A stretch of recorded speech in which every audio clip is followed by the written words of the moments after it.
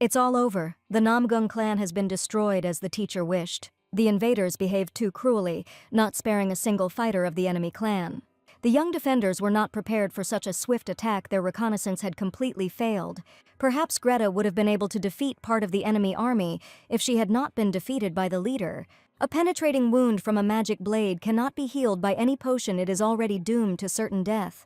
Abner's main wish will only come true after her death, which is why he came here with his army. Listening to every word of the Bloodlord, Greta cannot understand why he chose her. If a stupid student doesn't understand anything, it's worth reminding her of a simple truth. Greta is the last remaining member of the Namgung family in the world, or rather, was until today. If she looks carefully at her feet, she can see the corpse of a very famous person. However, the protector herself knows him better than anyone else, because at Greta's feet lies the corpse of her father. He gave up his position as head of the Namgung clan and wandered the world to find his daughter. With these words, he pulls the sword out of her body, sentencing her to a painful death. Abner admits that her father stopped mid-attack when he heard his daughter's name. It's a pity, because if he had completed the attack, he could have prevented the tragic ending. From the very beginning, everything was too strange when Abner offered the girl to become his student. He raised her with his own hands in order to then settle scores with the entire clan. Abner always considered this clan too arrogant. It would have been destroyed by its enemies anyway. The girl should thank him, because her father died quickly and without suffering. It's time to finish what Greta's foolish gullibility led her to. She begs him to stop this and just finish what he started. Even without being asked, Abner would not spare the last of the family he hated. Moreover, he has already lost interest in empty talk. It's time to put an end to this pathetic spectacle. Their training was quite funny, but every story always has a logical ending. In a moment, he puts an end to his student's life, leaving only blood on the cold stones. One should have thought twice before following a bloody killer who had become famous throughout the country. In the end, the sword of heavenly punishment fell on her head. A second later, Greta opens her eyes again, but instead of her fallen comrades, she sees only an empty room around her. For some time, she cannot come to her senses, mentally being in her past life. If she's not mistaken, this place doesn't resemble the kingdom of heaven at all, which means Greta is still alive. Strangely enough, the body became too light and there was not a single scratch left on it. Noticing her reflection, she begins to understand that her miraculous rescue is not so simple. Greta's face has become younger. She no longer looks like the best warrior of her clan. Her face was so young at the age of 10, when the girl had not even started training. Judging by the noisy chatter in the middle of the day, the place resembles a hotel. Carefully opening the door, the sounds immediately begin to intensify. It seems Greta was right. The place is really full of customers demanding drinks. The talk is mainly about the reward for finding the missing child from the Namgung clan. The members of this clan are quite persistent, since they are ready to pay a fortune for any information. The problem is that at least 8 years have passed since the child went missing. Gradually, Greta realizes that she is the main character in all these conversations. For 8 long years, the parents have been searching everywhere for the missing girl. They have almost lost hope. The only thing that distinguished the girl from other children was a birthmark on her neck. Greta realizes that these visitors would not be so calm if the Namgung clan had fallen during the invasion. Without wasting any time, she sets off along the familiar road, realizing that she has found herself in a past life. The blood demon's power blocked almost all memories from the past, so I'll have to figure everything out again. In a new life, we must not allow the past scenario to repeat itself, becoming a toy in the hands of the enemy. She must not allow Abner to consume Murim, otherwise those close to her will fall by the assassin's sword. Having made the right decision, Greta intends to return home and meet her father. Right before her eyes, a view of her native place, which she destroyed with her own hands, opens up. However, before we move on, there is one small thing we need to do. Sweets look very appetizing, especially in the eyes of a hungry person. Strangely enough, the young visitor decides to ask if these desserts can make you full. Perhaps she will have to remember much of what she has already forgotten from the very beginning. After some time, the girl decides to go into one place, loudly knocking on the gate. "Guests are not expected here," the man asks to move away from the door and not get into trouble. She looks quite harmless, but at times like these no one knows what to expect. Realizing that he was not heard, the guy again asks the little girl to leave here peacefully. Greta reminds him that she has an important meeting scheduled today and that the leader has been waiting for her visit for a long time. There is no time to waste. This guy is taking too long to make the girl wait. Greta had long been accustomed to quickly solving such problems. They could probably install a new door. In this body, she can only use a portion of her power, although it is quite sufficient. It's nice when the route to the territory turns out to be so quick, isn't it? This place hasn't changed a bit, and even the people's faces remain the same. Seeing the most talkative guy in front of her, Greta decides to calm him down a little. A stick thrown in his direction and narrowly missing his forehead becomes the first warning. Greta asks to tell his leader that a very famous person has come to visit. It should also be added that this person is the young owner of the pavilion. She intends to take back what was agreed upon, otherwise there will be no good conversation with the leader. We are talking about a miracle pill, without which Greta will not leave their territory. The girl wants to follow the righteous path, and it is the miracle pill that gets rid of the evil energy. She has no right to return to the clan while her internal energy is in this state. The miracle cure had helped her many times in the past, which meant it should help her now too. Once she gets the pill, she will be able to quickly clear the energy, returning her mind to normal. In her past life, Greta gave the miracle pill to the Bloodlord, and it worked. On the way, she meets a guard who managed to receive an urgent report about the invader. He greets the younger mistress of the pavilion, asking her to follow him. The chief has been waiting for the young guest for a long time, but this time he will not block the way with trained killers. 10 minutes later, Greta finds herself in the hall, greeting the great chief. He admits that if he hadn't seen the girl with his own eyes, he wouldn't have believed in her skills. In response, Greta declares that it is a great honor for her to meet the pavilion's greatest master. The young lady has excellent manners, and it is quite strange that the head of her clan is so reckless. In order to obtain the miracle pill, this gentleman became the enemy of his former allies. Besides the sect leader, there are 8 elders present in the hall and another 150 people outside. It's easier to just get rid of them, but Greta chooses the righteous path.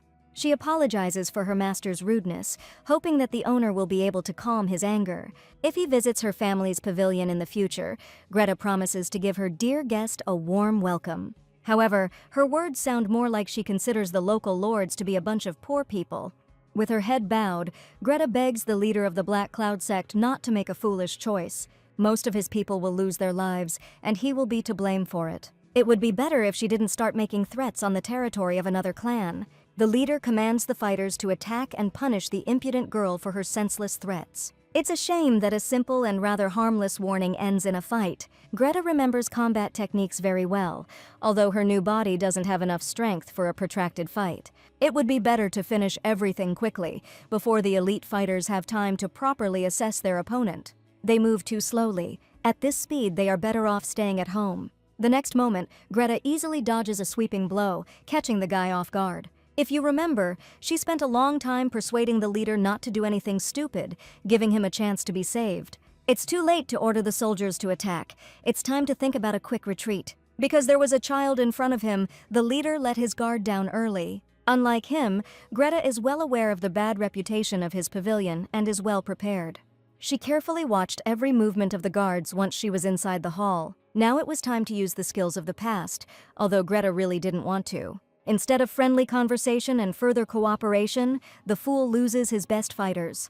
Their leader may well go to the afterlife with them if he continues to persist. During a quick attack, the girl manages to deliver one accurate blow to the chest. The wound was not fatal, but he will remember today's meeting for a long time. The man begs for mercy. In exchange, he will reward the guest with a valuable item. It was a wise decision, and after a short time, the item was in her possession. By the way, the sect leader made his decision much faster than he did in his past life. It would have been much better if the leader had simply given it to him after one polite request. Greta must find a place nearby where she can calmly clear her internal energy. Without wasting any time, she sets off into the thick of the wild forest. It's easy to encounter wandering bandits here, but they are the only ones who will suffer from this encounter. At some point, Greta realizes that she is being closely watched from afar. It looks like the spy has no intention of hiding his presence. Descending to the ground, she loudly asks the stranger to come outside. It's quite funny to realize that you were exposed so quickly. Jacob admits that the girl is quite smart for her young age, as if she herself has experience in spying on people. Seeing the man, Greta suddenly remembers one of the most important people in her past life. Jacob is a master, one of the top 3 in the Namong clan and the fastest warrior. He wants to know who she is and why she decided to make her way through the forest alone. Jacob's decision depends on her answer. He doesn't yet know whether to keep her alive. The man asks to think carefully before answering a simple question. Most likely, he was on a secret mission, and it is strange that Greta encounters the master now. She had already promised herself that she would not make hasty decisions, solving problems through conversation. Greta pays respects to the eldest fighter of the Namgung clan and the greatest legend of the martial arts world. Hearing her name, Jacob's expression instantly changes. He has to check everything himself. As he goes down, he immediately feels an unpleasant aura emanating from the young imposter. Jacob would never have accepted a person with such an unpleasant aura as a junior disciple. The girl admits that after the accident she lost all memories of her home. It's hard to believe, but right now she can't even remember her own age. But the scar on the girl's neck says only one thing: Jacob couldn't be mistaken. After thinking for a bit, he asks who taught the girl martial arts. It turned out that her teacher was the very man who had long held a grudge against the Namgung family. Although it was dangerous, Greta managed to obtain a pill that could completely cleanse the aura. However, this does not explain why she decides to cleanse the energy in this particular forest. Greta says that if she returns to the family with dark power, the elders may banish her. Jacob asks to name the place that the girl considers her home. From fragments of memories, she can conclude that she lives in a neighboring province. There is no doubt that we are talking about the province where the main residence of Namgung is located. Jacob decides to help her, making a rather difficult decision. As an exception, he will personally escort her to the headman who rules in the neighboring province. Ultimately, to regulate the breathing and circulation of chi energy, she will need a protector. It is clear that in this way he intends to closely observe her until the whole truth is revealed. At that moment, guests visited the sect leader after Greta left the territory. The man reminds them that they had already agreed on everything, and now the mercenaries are raiding again. However, the mercenary does not want to cause a pogrom at all. He only wants to get one item. Realizing that they were talking about the miracle pill, the leader reports that it was already taken an hour ago. The girl appears to be about 13 years old, although she has the skills of an experienced warrior. Hearing this, the mercenaries begin to guess who this strange girl is. We need to go after her right now, before the girl reaches the Namgung clan's residence. They quickly leave the sect's territory, allowing the leader to recover from 2 consecutive invasions. Looking after them, he realizes that he has found 2 enemies, each of whom will haunt him until the end of his days. The leader decides to meet with Greta again, only her decision can change everything. However, the girl demanded that he remove his subordinates after she left the territory, taking the pills. She is sure that a squad of assassins will soon descend upon this place. The sect's fighters are incapable of defeating these people. The man realizes that he sees in front of him someone who knows much more than everyone else. The girl claims that the mercenaries' true goal is to kill the clan leader and gain control of the Black Cloud's power. Finally, she hands the leader a sealed letter with detailed instructions for action. After 7 days, he must open the envelope and do everything as written in the letter. This is the only way to protect the Black Cloud sect from the 2 enemy clans that have become allies. Only now does the leader realize that a truly powerful enemy has stood in his way. It's hard to understand how she manages to foresee everything several steps ahead. Meanwhile, Jacob disagrees, bringing the girl to the place where he often trains his technique. There is not a single connecting path here. Everything is overgrown with dense vegetation, making the place impossible to find. Just in case, Greta clarifies whether she will be burdening anyone with her presence. Besides, she doesn't really understand why Jacob would help a strange girl regulate her chi energy. He explains that he has special reasons and is quite willing to spend time on this. First of all, Jacob despises people who emit the same dirty energy as Greta. He finds it commendable that the girl herself decided to cleanse her internal energy. Greta is grateful to the stranger for his help. He really does spend his personal time accompanying her. If it becomes too dangerous during the ritual, Jacob is ready to help, although she is quite capable of handling it on her own. By the way, if she decides to be reborn, it is best to change her appearance to a more feminine one. In his eyes, this stranger looks like a 13-year-old puppy without a drop of charm in her. Usually compliments sound completely different. No one taught Jacob how to properly treat a lady. A little later, Jacob suggests telling the baby if she has a favorite food. If she likes tangaloo, then there is definitely at least one childish trait in her. Once inside the cave, Greta decides not to put off her main acquisition after meeting with the leader. The miracle pill should work if such magic exists in this world. Fortunately, it worked. The internal energy is already spreading throughout the body, like the tides. If the energy of blood is compared to a stream, then pure energy is comparable to an endless ocean. Now we need to focus. Even the best medicine can become poison if used incorrectly. A little more and the energy will begin to spread faster, endowing Greta with purified power. The main thing is that at the end of the ritual there is not a single trace of blood energy left. She knows very well what will happen in case of failure, when her father feels the dark force. And yet, the worst expectations were justified. The blood energy does not intend to leave the familiar body. Even though Greta tries to remove it, it stubbornly clings to the host's body and refuses to disappear. It's very reminiscent of the Bloodlord's control, but she no longer intends to be a toy. At least in this life, she will not give up halfway. By concentrating her own energy, purified by the pill, Greta tries to increase the resistance. Abner's plans cannot be allowed to come to fruition in her life again. Meanwhile, Jacob was waiting for the young warrior. She should have completed the ritual long ago. Her blood vessels should not be distorted, although the girl could very well have fallen into a deviation of the aura. He understands that he could have made a grave mistake by leaving the baby alone. Turning around, he suddenly sees Greta in front of him, although just a second ago there was no one nearby. It seemed that this child was much stronger than Jacob had imagined. She really does have an incredible aura. It's noticeable even without the help of magic. The man congratulates her on her cleansing.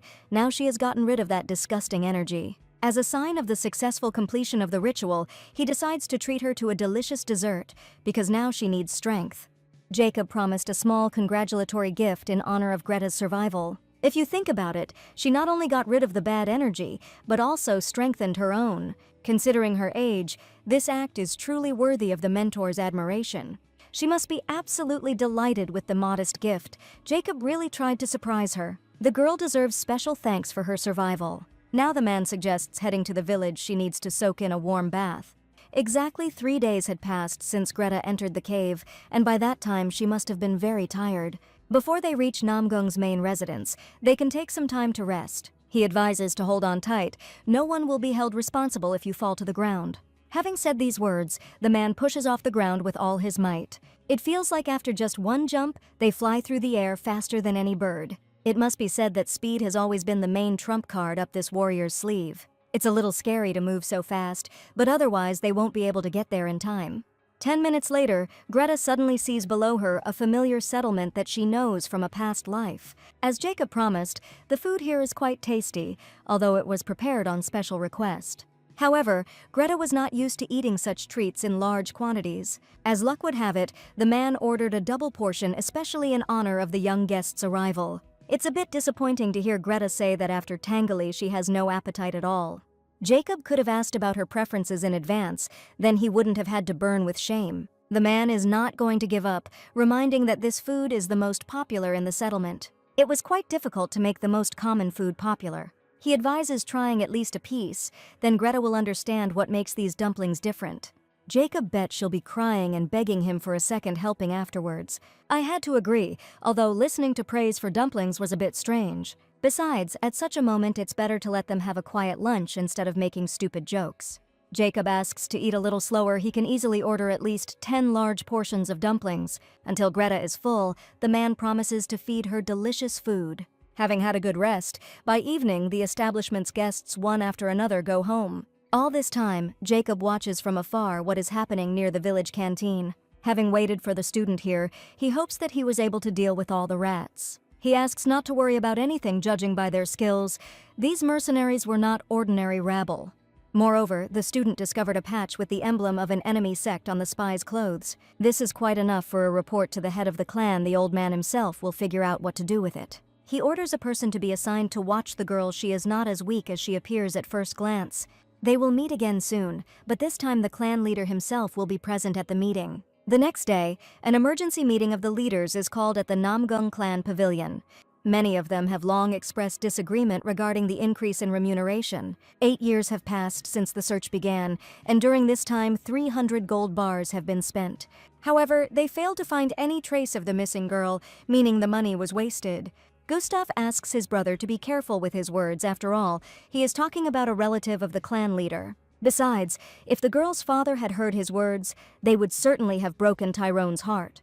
Still, Kruger believes that the older brother delayed the search for his missing daughter too long. Finally, the one whose word always becomes decisive decides to intervene in the dispute. The head of the Namgung clan, Balzac, does not tolerate it when the meeting room becomes too noisy. In part, he agrees with Kruger's opinion. Greta's father has indeed been searching for quite a long time. Due to his absence, the position of young clan head remains vacant for a long time. Understanding what the leader was hinting at, Kruger explains that he only wanted to ask for his brother to be returned to his home. Balzac wants to hear the truth. Would he say the same thing if his own daughter had disappeared? Could he simply give up, knowing the difficulties his own child was going through right now? After some thought, Kruger asks his family members for forgiveness. His words about his brother were too careless. The head demands that one not speak nonsense out loud just because he has a mouth and a tongue. Lately, with my children growing up, there have been too many headaches. He understands perfectly well that it is not only Kruger who is dissatisfied, the others are simply silent about it. Perhaps someone used Kruger to voice their own thoughts at the meeting. However, one cannot suppress this discontent forever, although it is quite difficult to cope with it. Today's conversation with Jacob could change everything, because it was he who met the strange girl. He explains to the advisor that a certain person will soon arrive at the clan's residence. She looks quite cute, but the girl is very prickly, so it's worth warning others about this. Turning around, he suddenly realizes that the girl can easily introduce herself. Greta was already here, although it was difficult to understand how she managed to find her way on her own. Advisor Hector looks closely at the guest, beginning to realize something. Comparing her to Tyrone's missing daughter, he immediately finds obvious similarities with the young lady. Now there is no doubt that after 8 years of searching, they finally managed to find the girl. Jacob had probably never seen the advisor in such a state. The poor fellow was barely holding back his tears. For the first time, Greta is so close to those people who were her closest relatives in the past. This girl's grandfather, as the head of the clan, must check everything before recognizing her as his granddaughter. Now that he is not an enemy, you can relax and leave the blade alone. Choosing the right moment, she greets the head of the Namong clan, thanking him for the warm welcome. Instead of greeting her back, the old man asks her to come closer. He wants to see her facial features. The advisor decides to ask her name, in case Brother Jacob made a slight mistake. As expected, this is the name of the missing girl, but there are other characteristic features. The main one is a mole on her neck, but Greta cannot confirm its presence. The girl explains that she knows nothing about the birthmark and has almost no memory of her past. She remembers only one episode from her childhood, when she was walking by a pond with drooping willows, holding someone's hand. The hand was quite large and rough, but at the same time incredibly warm. After mentioning this place, she finally sees the clan leader's reaction. There is only one place in the Namong estate with willows, a pond, and poppies, which only the closest people know about. Who would have thought that Greta would use the memories she saw on a walk around the estate? At the time, she believed they were hallucinations due to the poison, until they turned to ashes. At the end of the story, Greta explains that all other memories before the age of 5 have been erased from her memory. Suddenly, the chief declares that in the Central Plains, poppies grow for everyone who has money. This is not enough to prove one's belonging to the clan and relationship with his son. In response, the girl was a little confused. She didn't quite understand what they were trying to accuse her of. She was sure that she only had to tell the story of her life and not prove kinship. After all, she's been through too much already, and that means Greta deserves respect. To the horror of the family members, the girl continues to claim that the head of the clan is obliged to find evidence himself. He has every chance of finding a way to confirm that Greta is the missing girl. Jacob decides to say a few words in defense of the stupid child, knowing what the old man can be like when he is angry. Suddenly, Balzac stops her speech, laughing loudly throughout the hall. If you think about it, the girl is absolutely right, although it is funny to see such a brave girl in front of you. The way to prove that she is a child of the Namong clan lies in these lands, but it cannot be done too quickly. To verify her identity, we need to wait a few days if she agrees to stay in the settlement. Having received consent, the head of the clan orders that a special overnight stay be prepared for the baby. Greta is assigned the Heavenly Guest House, which is reserved for the most important guests. She could have looked around here herself, but the boss decides to assign Douglas as a bodyguard. The advisor forbade Douglas to ask the guest about her past. He couldn't delve into her background. On the way, the bodyguard decides to tell a little about the little lady's future home. Even though they haven't had guests for a long time, the Heavenly Guest House is cleaned 5 times a day. If she needs anything, she just needs to tell the servants. Just in case, Douglas reminds us of the 24-hour security of the guest house's inner hall. Entering the house, Greta immediately notices a large table strewn with the finest dishes. The problem is that she is not used to this kind of food, and besides, it is quite difficult to eat it with chopsticks. It would have been better if they had given her a regular fork, then she wouldn't have had to waste a lot of time. As a result, it looks like all the treats are placed there for show, and the guest is simply picking at her food. Noticing the difficulties that have arisen, the maid decides to offer the girl her help. She explains that the main dish is placed under a layer of steamed bamboo leaves. They impart a wonderful bamboo aroma to the dish and help preserve the original flavor. Only the best dishes are prepared for honored guests, and of course, a guest of the heavenly house is always a priority. The maid suddenly realizes that she talks too much and only interferes with the guest's dinner. Looking at the girl, she does not immediately recognize her as the missing daughter who has been sought for 8 years. After much torment, the food finally ends up in the mouth, and it's truly delicious. Greta was so hungry that she ate all the food and slightly overestimated her abilities. And yet, in this house you can come to your senses a little, resting after a long journey to Namong. The people in the settlement looked the same as in the past, but the feeling of meeting them was completely different. Perhaps in her past life she thought differently, seeing the settlers only as enemies. When Greta faced the advisor in a duel, she was trying to find out everything about the clan's secret technique. But even having lost his arm, Advisor Hector did not agree to betray the clan. In the last seconds of his life, he promised to take revenge on Greta, even if their next meeting took place in hell. Suddenly, the girl decides to tear off all his limbs to make the advisor more accommodating.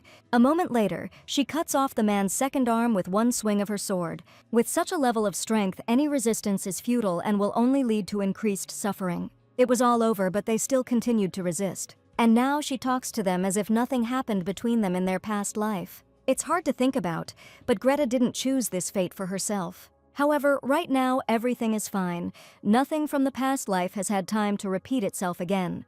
The next day, the clan leader gathers the clan leaders in the council room. Jacob decides to start the report first, assuring the head that everything turned out to be much more complicated. The Black Cloud sect is no longer a threat.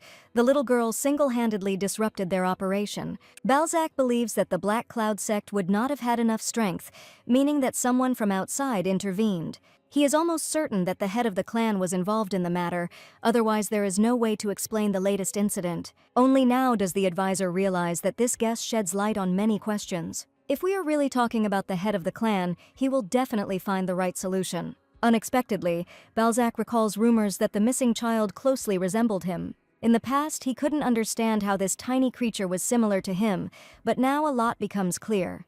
Jacob asks the head not to rush to conclusions. It is too early to confirm Greta's relationship.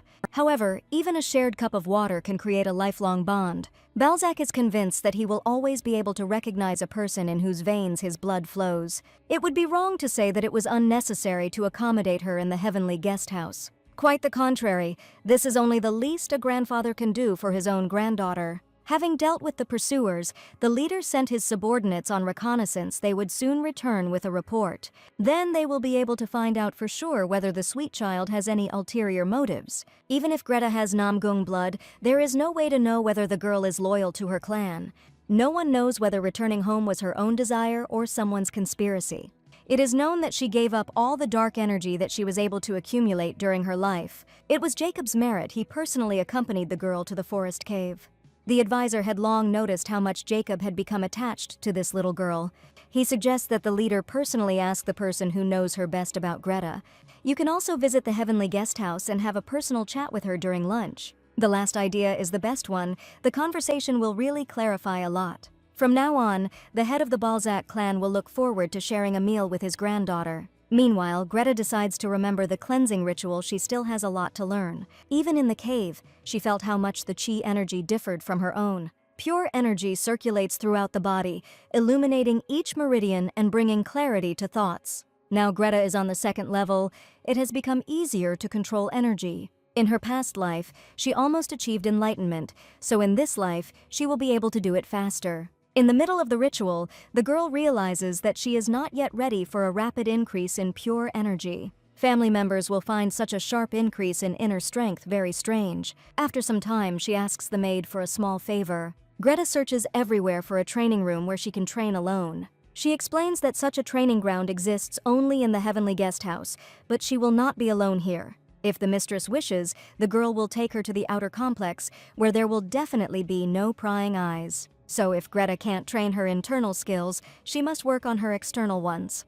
She decides to let the maid go and find the training room on her own. However, instead of swinging her sword alone in a separate room, she decides to train with the students. Even if Greta accidentally uses a sword technique, she will say that she copied it from them. Of course, students only use basic techniques, but this is enough to understand their level. Walking a little further into the territory, she discovers a common training area. This is the training ground of the Red Dragon, one of the 6 combat divisions. Greta immediately notices the great sword technique in the manifestation of the first form. Most likely, the head of the sect personally gave the order to begin training with her. It can be said that these people are the roots that maintain the security of the Namong clan. They will become the starting point for strengthening the clan, and then their numbers will increase to 1,000 fighters. Their clean, energetic movements clearly show the traces of endless training. The young people have a long journey ahead of them, but Greta decides to simply train nearby. However, she doesn't have time to pick up the training sword. Someone forbids her to touch it. The young man asks to step aside immediately, otherwise he will be forced to resort to rudeness. This is not a place for games. Small children have fun in other places. Connor explains that those guys are very different. They are allowed to train for future service. Plus, they are all trained properly, not just waved a stick in the air. To train at their level, you must first pass the entrance exam. Having said these words, the young fighter snatches the sword from her hands, believing that she will not learn anything anyway. Instead of standing around uselessly, he suggests that Greta do some cleaning. His threats seem to only work on his young charges, so Greta decides to take the sword back. Realizing that the impudent girl won't calm down, he again tries to take the sword away. Her speed was too fast. Connor didn't expect such a reaction. Unexpectedly, she warns of the imminent punishment that awaits the impolite, impudent person. She is irritated by this behavior, and the girl can barely restrain herself from reacting. Only now does Connor notice that sparkling look in his eyes that is usually characteristic of strong warriors. Besides her strong aura, Greta has excellent jumping technique, which she learned in the past. Just one jump with a finishing blow is enough to knock him down. Now you can calmly take your training sword and do what you love. Such actions from the captain can only cause laughter from his students. From the outside, it looked like Connor had tripped over his own foot, falling awkwardly onto the sand of the playground. A few seconds later, he again demands that she stop. The conversation is far from over. The guy suddenly declares that this dispute can no longer be resolved with simple words. He didn't have time to understand what technique Greta was using, but he would easily find out during the battle. Today, Connor intends to teach the impudent girl how to talk to her elders. Immediately after this, the captain takes off, coming very close to his opponent. Looking ahead, Greta decides to play a little game with Captain Connor. She attacks him back instead of simply defending herself, using the same fighting technique. Connor has no response to such an attack. He already understands that he has lost. With her next move, Greta knocks the training sword out of his hands, leaving her opponent without a weapon. Now this stick will be of no use if he doesn't want to engage in hand-to-hand combat with the girl. The young fighters can't believe their eyes as they watch their captain being defeated by Greta. This fight looked like a one-sided beating, and not at all like a rivalry between two masters. At this point, he decides to continue. This time, Connor is ready to give it his all. The guy says he gave her a chance to show off her technique, but now he's going to get serious. Looking at the captain, Greta sees that his look has really changed. He doesn't know how to lose. However, in this clan, only the head and a few leaders are truly strong. Yesterday's newcomers like this fighter are only needed for numbers during mass attacks. In one-on-one combat, he really tries to show his talent, but his level is not enough. Unlike Connor, in her past life, Greta showed her mettle in real battles. If you limit yourself to simple training fights, the results will be too mediocre. In the end, nothing changed. The captain still loses in front of his students. His charges see such a technique performed by a young lady for the first time in their lives. Meanwhile, Greta lands blow after blow. Her opponent completely loses hope. Connor's expression clearly shows how discouraged the young fighter is. Finally, Greta notices her opponent's open side, deciding to put an end to this circus. She attacks with her signature technique and requires special defensive skills to fight against. When the body is too tense, it is impossible to direct the blows correctly. He clearly lacks strength in his lower body, which is why it's so easy to throw the guy off balance. A little more, and the training sword could have easily cut off his head from the incredible speed of the swing. Connor is thrown back several meters as if a chariot had crashed into him. For the umpteenth time during the fight, the young man finds himself on the sand again. Approaching him slowly, Greta advises him to work on his balance. You need to be able to stand firmly on your feet, even if the ground is shaking under your feet. Having said these words, Greta realizes that this sounds more like a philosophical statement. Since it was so problematic to conduct training here, she decided to look for another place. It is difficult to understand where this young lady has so much combat experience, as if she were living her second life. In the end, her joint training only attracted a lot of attention to herself. Knowing that things would turn out this way, Greta would hardly have started a pointless argument. However, the main problem remains the same. She is still unable to control the power. If you think about it, from the very first day of her return, she still hasn't been able to rest properly. This young body is too fragile. Greta must resume training. Lost in thought, she accidentally stumbles upon a man who may well be able to help with this. Jacob is well aware of the young warrior's talent, he just needs to direct it in the right direction. But now it seems to him that the girl has been very tired lately. Jacob admits that she looks pretty bad, as if something happened to her on the set. Greta is sure she's fine, just a little dizzy. Such answers cannot satisfy the mentor, so the man decides to take it upon himself. He explains how important it is to take care of your health, especially when symptoms of illness appear. At times like these, a professional examination is needed, and fortunately, he knows an excellent doctor. 10 minutes later, Jacob takes her to the local doctor. He loudly calls the doctor here, announcing the arrival of an important patient. At the beginning of the day, he asked Agatha to stay here, but she again left her post without permission. She would have to wait a little. She couldn't go too far from her workplace. As Greta passes the medicine cabinet, she notices how high quality the ingredients are. In her past life, she never met the head of the medical hall. This time the girl will have such an opportunity. A few minutes later, she suddenly hears a friendly female voice coming from somewhere to the side. It seems the woman even knows her name, which means it will be easier for Greta to build a good relationship with her. The problem is that Agatha is not at all the kind of woman with whom she would like to talk about anything at all. She knows perfectly well what is hidden behind her smile and what profession this person has been studying all her life. In Agatha's eyes, the girl resembles a small, frightened kitten that has come to the door. Greta promised herself that she would learn to control her emotions, although it was too difficult now. In reality, Agatha is a ruthless mercenary who enjoys killing with poisons. It is difficult to calculate how many victims the pretty-looking killer had. And so, by the will of fate, Greta comes face to face with her in the body of a little girl. Agatha admits that she is very curious to see the young lady that everyone is talking about. But right now, she wants to examine the girl, asking her to stretch her hand forward. In response to this, Greta sharply brushes off the mercenary. She was already having a hard time restraining herself. The girl demands not to touch her, otherwise she will have to show Agatha her combat technique.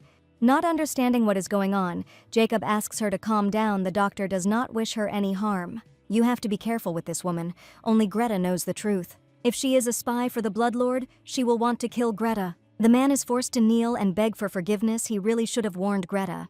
He explains that the sweet lady has already cured many patients, and that she knows a thing or two about healing. Greta hasn't eaten for several days, which means there's something wrong with her health. He offers, a little untimely, to buy a lot of Tangula if she agrees to be examined.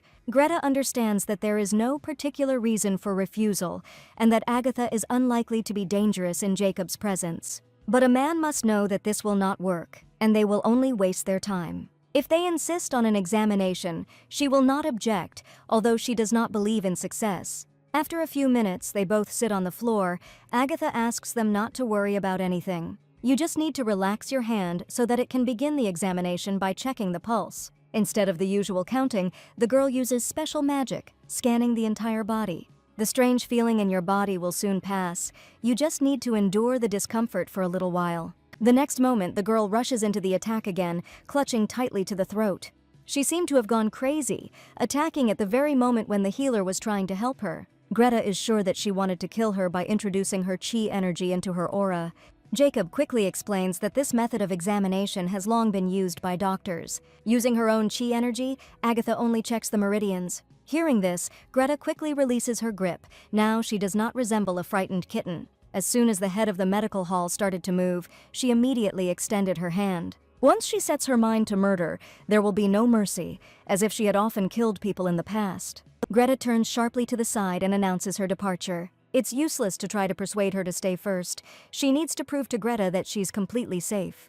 Jacob asks to tell what Agatha felt when she touched the patient's body. Unfortunately, she didn't have time to check her condition. The girl pulled her hand away too quickly. But Greta ate something special recently, there's no doubt about it. The woman recalls that in the past, she was responsible for the health of the Son of Heaven and is well versed in potions. If he can arrange a re-examination, Agatha might learn more. It feels like there's a bomb inside the little girl that's about to explode. To prevent this from happening, Jacob must persuade her to return. In the distant past, the two girls had already met after the high-profile murder of members of the blood cult. That day, Agatha was sure that Greta had come to scold her for the brutal murders.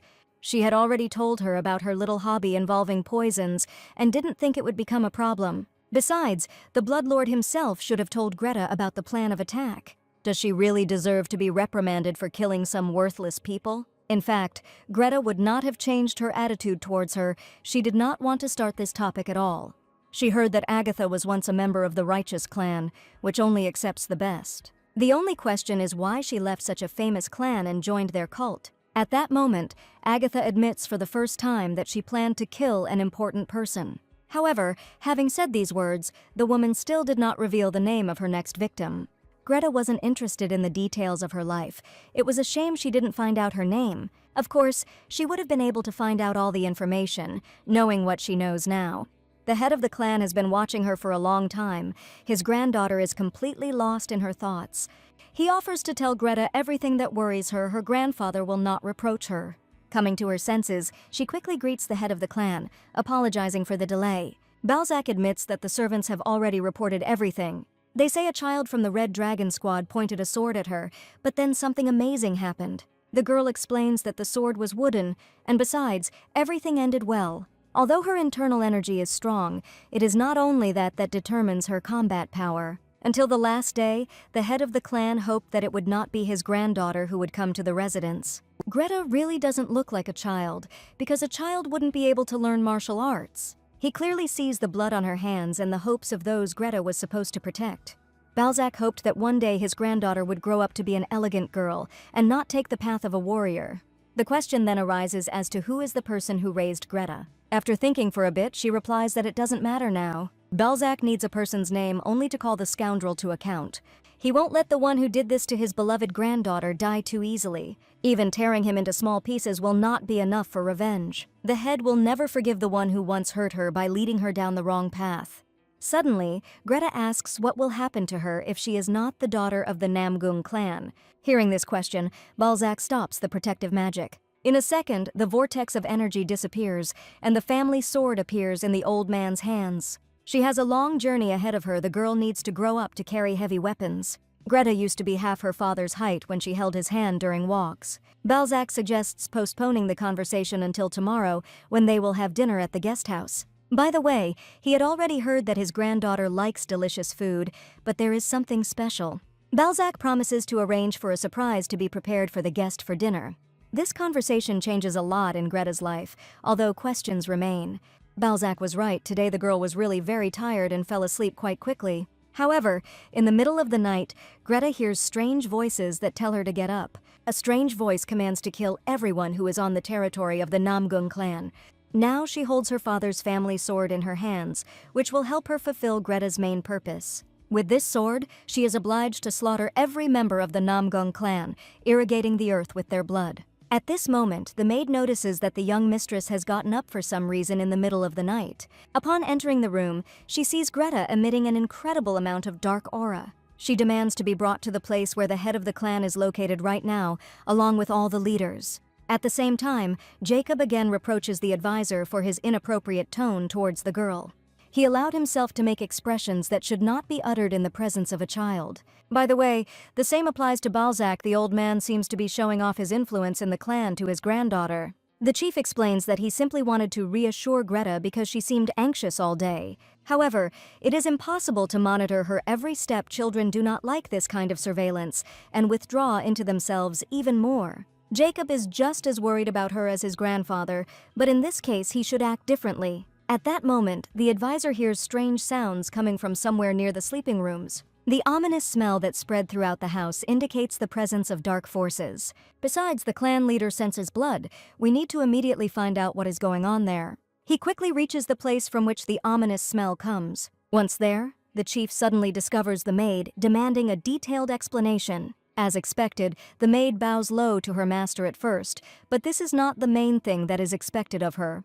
Balzac asks to answer whose blood this is and whose loud scream they heard a few minutes ago. She admits that the blood belongs to the young mistress, but the maid has nothing to do with it. A few minutes later, the head arrives in his granddaughter's room. Greta couldn't sleep all night.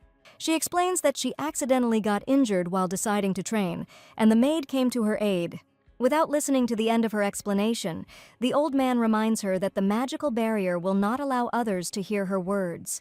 However, Greta also responds to this in the same way. It's a matter of simple training and a minor injury. Having carefully examined the wound, the old man is convinced that the bleeding has still not stopped. As much as he trusts Greta, the granddaughter must trust her grandfather. As long as he is the head of the Namong clan, Balzac is able to protect her.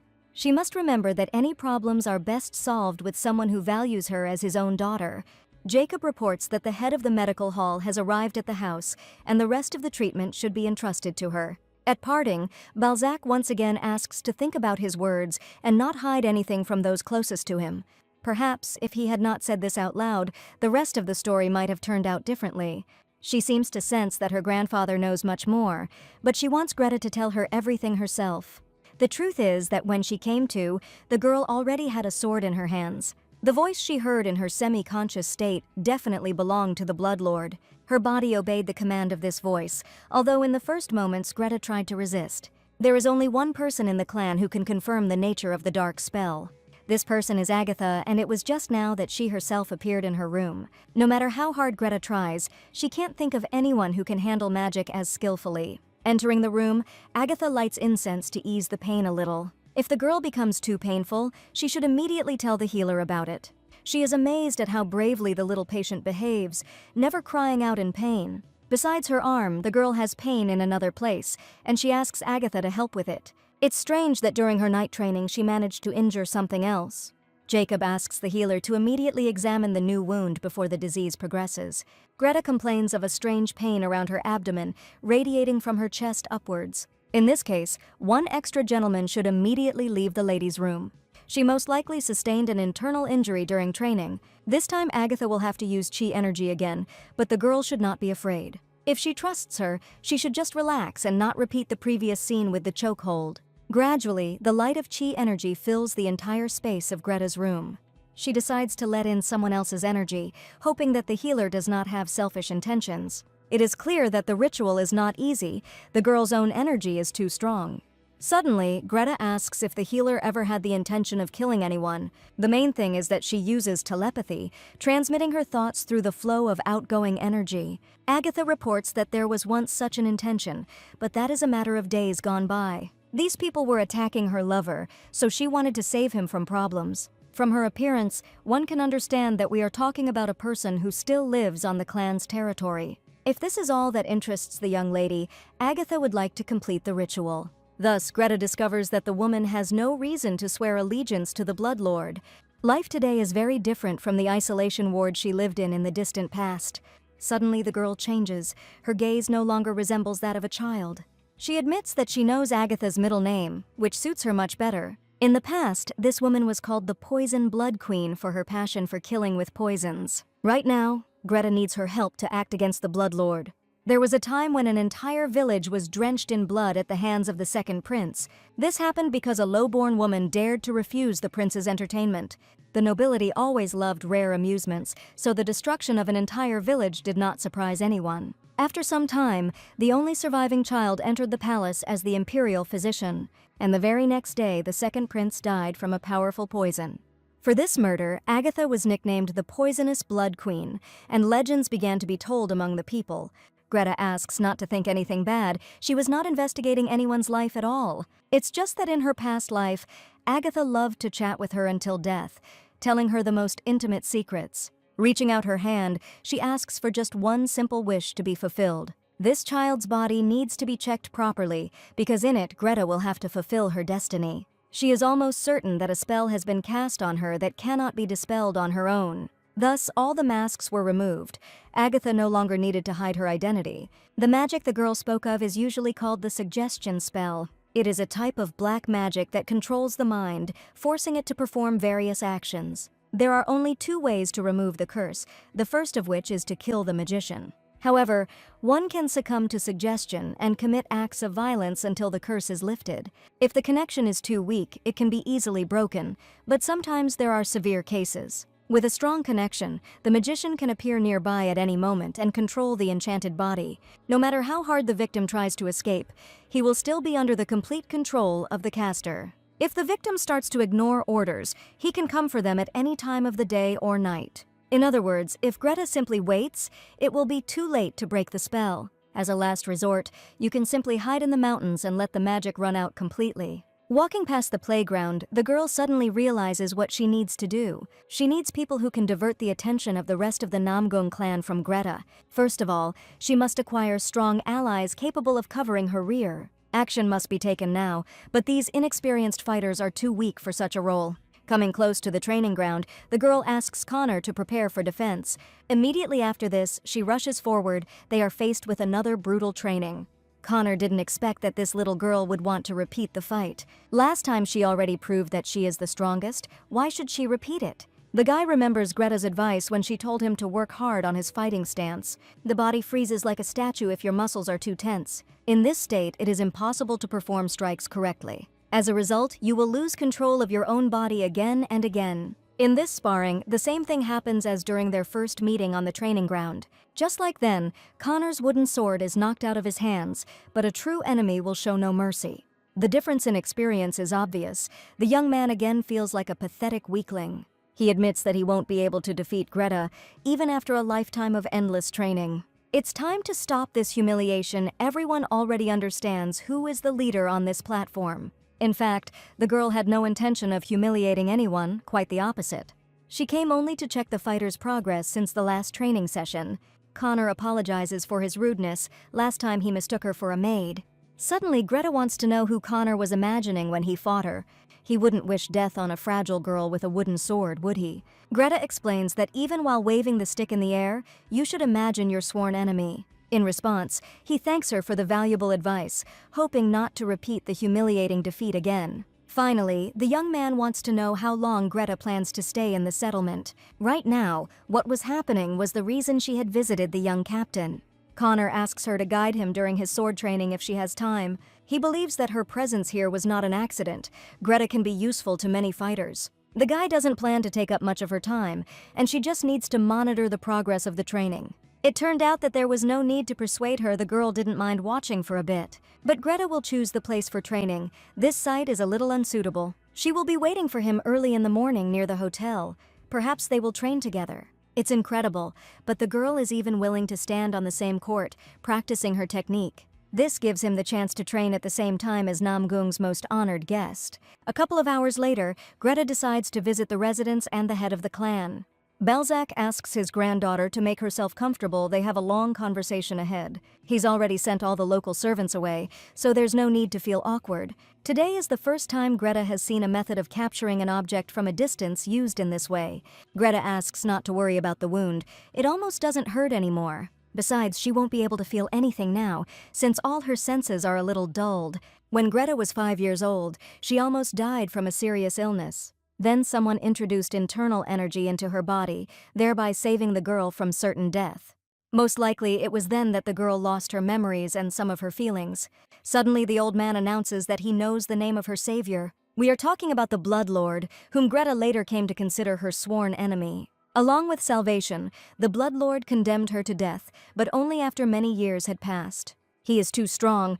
The Namgung clan won't be able to defeat him if a clash happens right now. Asking allies for help is also useless. They will fall next to Namgung's warriors. It might be possible to defeat half of his clan's leaders, but the end result will be the same. What my granddaughter is telling me sounds too ridiculous, but there is no reason not to trust her. Balzac asks to tell everything she knows about the enemies of the Namgung clan. The head of the clan suddenly realizes that a prohibiting spell has been cast on the girl. As soon as you try to reveal the information, the blood vessels immediately begin to burst. He asks to answer why no one has yet found out about such a dangerous style. Greta believes there are people who hide her existence and turn a blind eye to others. This looks more like espionage. Perhaps even surveillance is being conducted within their territory. The girl wants to know the truth, how much her grandfather trusts her words. Before answering, Balzac asks to tell what prompted Greta to return home. She assures that she only wants to prevent the destruction of the Namgung clan. She is a natural child of this clan, which means she is obliged to protect it from enemies all her life. After thinking for a bit, the head admits that it is quite difficult to believe her words. We need to watch Greta's actions for a while and see how she plans to save Namgung. If no doubts arise about her motives during this time, Greta will gain a powerful patron. The head of the clan will become the biggest sky for her, on which she can rely. He promises that her enemies will instantly become his personal enemies and will be destroyed. As usual, after a day of work, a noisy party is held on the clan's territory. One secretive young gentleman prefers to wear a mask. It seems he has something to hide. His servant reports that the god of wind and lightning has been discovered among the followers of the Namgung clan. In addition, the child's memories are gradually returning, although Greta's memory should have been erased. The servant suggests quietly dealing with her by sneaking into the baby's room late at night. He advises not to rush. She will return soon on her own. It seems that the Blood Lord has decided to return to his clan, the one who betrayed and killed her own brothers. If he can get Greta in exchange for these worthless worms, it will be worth it. If Percy has anything to say to the master, it is better to do it before the plan is implemented. Otherwise, he must silently follow orders, keeping his valuable opinion to himself. Abner has a lot of work to do. He has to check on the girl and make sure everything is okay. First, the Blood Lord wants to give the little girl a small gift that she will surely like. That same evening, a second healing ceremony takes place at the clan's residence. From the moment of the first ritual, Greta no longer doubts the healer's intentions. As expected, the girl still bears traces of the interdiction spell. Medicines cannot get rid of it. The spell must be removed by the one who cast it. Greta asks not to worry about anything, because over time it will collapse on its own. Once the magician reveals his identity, the ban will be lifted as his name spreads throughout the world. Balzac reminds us that we are talking about a girl's life, and that we cannot treat it so frivolously. There is another problem that needs to be discussed openly. Greta's senses have become dulled, and the old man knows well how dangerous this is for a martial artist. She lost the ability to understand how badly she was hurt and how long she could hold out. If a warrior does not notice the warnings sent by his senses, death comes in the blink of an eye. He heard that before all her chi energy was sucked out without a trace. Perhaps this was the reason. Coming closer to her, Balzac asks her to sit quietly until he checks the body of chi energy. Within a second, his pure energy quickly penetrates her aura, breaking through the protective barrier. Greta sees for the first time the body of her own chi energy, resembling a small sun. With the help of a powerful flow of energy, the head easily recognizes the most problematic areas of her body. Greta had indeed gone through too much suffering before returning to her homeland. 8 cruel years could not help but leave their mark on Chi. It is amazing how she remains resilient. It's a pity she can't meet her father in his best condition. However, this does not matter, because in any state Greta loves him no less than before. At that moment, the girl hears a familiar male voice that cannot be erased from her memory. The old man asked him to come a little later. He had not yet finished examining Greta. Knowing this, the advisor persuaded the young gentleman to stay. But all formalities fade into the background when a daughter, missing for 8 long years, is somewhere nearby. Today is the last day of her search. Tyrone finds his daughter. It is difficult to imagine the feelings of a father who has lost contact with his child for a long time. For a moment, the man looks at Greta in silence, unable to say a word. The girl also has a hard time. She is waiting for the first words from her father. Finally, the head of the clan asks his son not to cry his eyes out because he is no longer a child. Suddenly, Tyrone asks to let him examine the chi energy body. He knows something about it. There have been many cases where people have kidnapped children from enemy families to take them hostage. So when his daughter was born, Tyrone personally left a mark on her body. To others, it looks like normal dots, but when connected, it forms the shape of a dragon. The 5 remaining points are located all over the body, so enemy families won't be able to figure it out. The first point was on the side of the daughter's left heel, just like Greta's own. Of course, this could not be a simple coincidence. The main evidence is presented. Seeing this, the old man's last doubts vanished. This really was his granddaughter. Tyrone slowly extends a trembling hand towards his daughter. He holds the girl tightly in his arms. The happiest day of his life has arrived. To his credit, the man never stopped searching for a single day. Lately, many of the brothers had been demanding that the search be stopped, but Tyrone believed his heart. And so, faith is rewarded. The doubts of other clan members are scattered to the wind. Entering the house, he wants to personally wash Greta's feet, noticing many wounds on them. There is not a single place on the baby's fragile body where you can find an untouched area of skin. It's hard to hold back tears when you realize what the daughter had to go through while her father was away. However, Tyrone is difficult to understand. His tears suddenly turn into quiet laughter. The man decides to tell why his daughter was given this name. Many years ago, she came to them on the day when a pure white flower covered the entire world. The girl's mother was the one who loved her more than anyone in the world and adored these lovely white flowers. She probably won't be able to remember her mother now, although they will still have time for that. Just as 8 years ago, so now, living in heaven, Mom will love Greta forever. Tyrone still can't believe that his beloved daughter has been found and is next to him. He suggests that they look at the city together tomorrow. There will be a fair in the center. Tyrone will show her the streets she used to run along with her father when she was little. He also knows a great tangaloo shop that Greta would definitely want to try. Meanwhile, a secret meeting took place in the second young master's pavilion. He learns that a little girl has become the guest of honor at the heavenly guest house. Walter assures that the information is reliable and has been confirmed repeatedly by various agents. It is difficult to understand whether she is a child of the main family or the heir of the sect, but this only causes confusion in Gustav. They say that her chi energy level did not even reach the level of a first-level master, which is a very modest result. However, Greta may be a master at hiding her true level from prying eyes. Walter asks not to accept simple guesses. There is much more reliable information. There is news that the first young master is currently with a guest in the heavenly house. In other words, his older brother came back when he was supposed to be on an urgent mission. Tyrone left on a mission to a place from which the return would take at least 3 days. In that case, how did he manage to return so quickly and take a seat next to the most honored guest? Gustav guesses that his father sees his eldest son as a successor and the next head of the clan. Walter asks not to worry ahead of time. This is not at all the meeting he thought about. According to the maid, the first young master dotes on his guest, strolling with her in the garden. The one who made her brother return home is a little girl who recently joined the clan. Only now does he realize that after 8 years of searching, the older brother finally finds his daughter. However, they cannot wait forever for the right position to come their way. He must hurry before the first young master has time to strengthen his position. 3 combat units are ready to support Gustav in the fight against his closest competitors for the post of leader. The next day, the first training session took place under the leadership of the young lady. If Connor had known how difficult the training would be, he probably wouldn't have taken this step. Only 50 repetitions seemed difficult to him. Greta was not mistaken about the fighter's poor preparation. In response, the young man reminds that during this time there was not a single minute of break.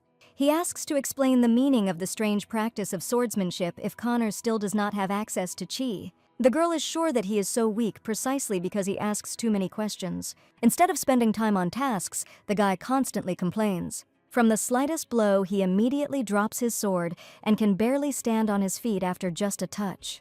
The words that came from the fragile girl's mouth worked. Connor suggests resuming training. If there is no other way to become stronger, a young man is ready to step over pain. First, you need to overcome your fatigue and simply stand up on your feet, taking a stance. Greta demands not to stop mid-sword thrust, giving a generous gift to her opponent. It's clear from his appearance that he's about to fall, even though he's trying to complete the movement. Suddenly, Connor realizes that strange things are happening to his body. When Greta touches his training sword, her body weight decreases so much that she feels weightless. It's hard to understand how she manages to do this, but with such skills, he himself would be incredibly strong.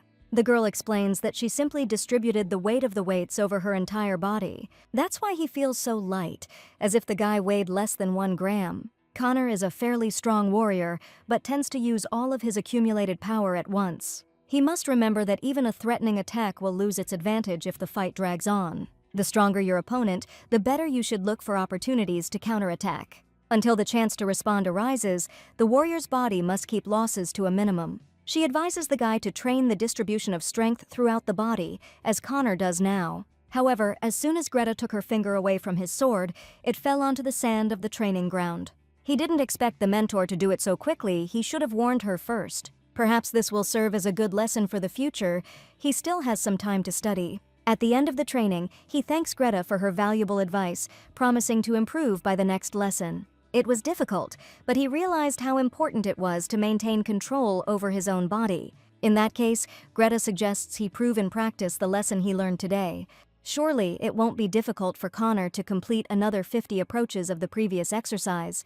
I want to fall through the ground, but this girl can get me even from there. If there are other warriors willing to join the training, Greta will be happy to accept new recruits. In the end, she decides to do everything to strengthen the clan and her personal position. Now Greta resembles a master who has achieved the unity of sword and body. For Connor, this is the only chance to become stronger by learning the best fighting techniques. Next time, he should bring as many warriors as possible. A team is needed for full training. It's unlikely that any newbie would refuse a real opportunity to level up. In the middle of the day, Tyrone fulfills his promise to his daughter, which he made on the first day they met. While walking through the city center, he asks you to hold his hand tighter, without going too far. By the way, they can go to a well-known establishment to eat and then continue their walk down the street. Unexpectedly, the girl offers her place. She has already managed to study the local cuisine quite well. Until today, Tyrone believed that his daughter was completely unfamiliar with these places. It turns out that Greta is very good at choosing the best establishments.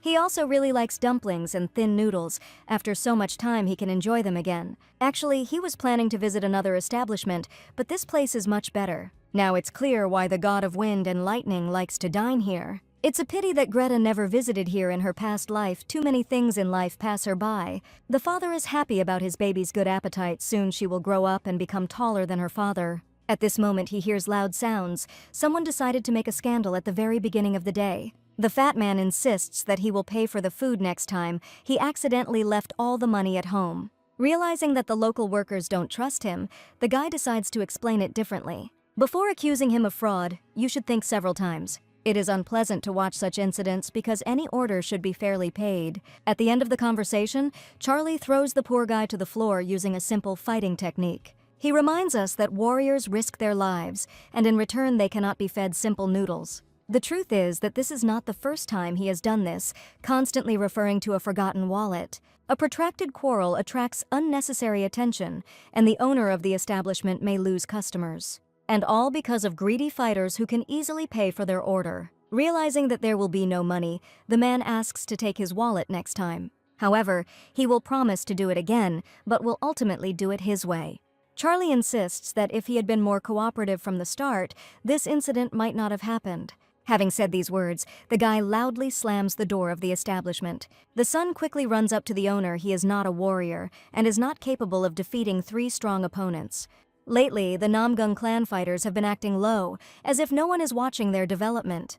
Suddenly, Tyrone stands up from his seat, asking his daughter to wait at the table for a moment. He will be gone for only a short time, and Greta must promise him to stay here. Now she will have to pretend that she doesn't know about the guards posted in every corner.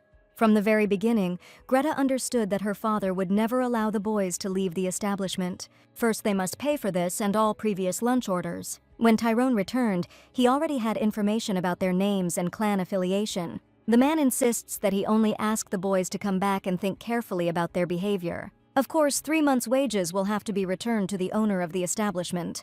Suddenly, Greta declares that she was counting on the severed hands and tongues of 3 scoundrels. They used martial arts with evil intent, so it would be fair to cut off their hands. Moreover, the young people have tarnished the good name of the clan, so cutting out tongues is inevitable here. Even if it was the blood cult, it wouldn't end there, but Namong is the most righteous sect. In response, the father explains that by cutting off their hands, these fighters will never be able to pick up swords again.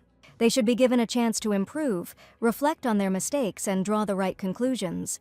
Frankly, Greta spoke about it in a tone as if she had done something similar before. She has no doubt in her words, considering this approach to be the most correct. 8 years of cruelty have left a mark on the heart, but now there is time to change views. Suddenly, their gaze falls on a crowd of people around a store selling the season's new arrivals. Greta reminds her that her dad already bought her a hair accessory today, so there's no point in wasting money. He also bought her flower shoes and a very expensive ring, so that was enough shopping for today. There was a much more important place she wanted to go to right now. The girl asks to interrupt the walk for a moment and find a restroom nearby. After a while, Dad rents out an entire guest room, even though there are plenty of restrooms along the alley for that purpose. Thanks to this, it becomes even easier to act. There will definitely be no unnecessary things here. Everything needs to be done quickly, otherwise security will make a fuss when they discover that an important person is missing. Greta is sure that the 3 guys who caused a commotion in the establishment were well known to her. Looking around, she notices the first guard at the entrance. The second should be on the first floor. Besides him, there is a guard on the roof who has an excellent view of the entire street. If she could get through the back of the building, Greta could avoid unwanted stares. Without wasting any time, she descends in one leap, although even for a master this is quite dangerous. Fortunately, the landing was successful and it made almost no noise. A minute later, she hears familiar male voices, one of which is particularly different from the others. It's strange that 3 troublemakers, who are not at all interested in protecting the streets, decide to patrol the alley. The guys argue about what happened at the establishment, accusing Charlie of being overly rude. However, Rupert also liked the most delicious dumplings in town, and at that moment he didn't want to argue at all. Seeing the hotel in the distance, Charlie tries to remember how long it has been since they returned the money to its owner. If they go back there again and cause trouble, it might attract the attention of the gendarmes. Their salaries were already cut for 3 whole months after the last incident. Hungry guys decide to scare the owner of a local hotel using their usual methods. Besides, Charlie is sure that the gentleman and the little girl have long since left the central part of the city. It's hard to see what's going on behind the column, so it's best to get closer. At this moment, Rupert suddenly feels that his body has frozen in one position. No matter how hard he tries, his hands don't obey, as if the guy has become paralyzed for a while. Greta advises not to resist. She has blocked his acupuncture points. The voice was also blocked, so there was no point in even trying to scream and call for help. She has been observing their actions for a long time. Greta does not like it when someone lazes around all day. She knows very well such people who are ready to do anything for the opportunity to get something for free. They probably made up a lie about starting a new, honest life, but ended up simply exploiting others. These 3 will be the first to betray Namgung, betray the wild forest, and join the blood cult. There is no point in giving them a chance to repent of their dirty deeds. It will only be a waste of time. Greta admits that she would prefer to simply kill them if her situation were slightly different. But since they are still members of the Namgung clan at this point, the girl decides to spare them. Whoever she is, Greta still doesn't want to touch Namgung's people, which means they have a chance to survive. A second later, she quickly brings the handkerchief to Rupert's mouth, where something is moving inside. It's hard to tell what happened, but the guy definitely swallowed whatever was in the handkerchief. Each of them was subjected to the same punishment that befell Rupert.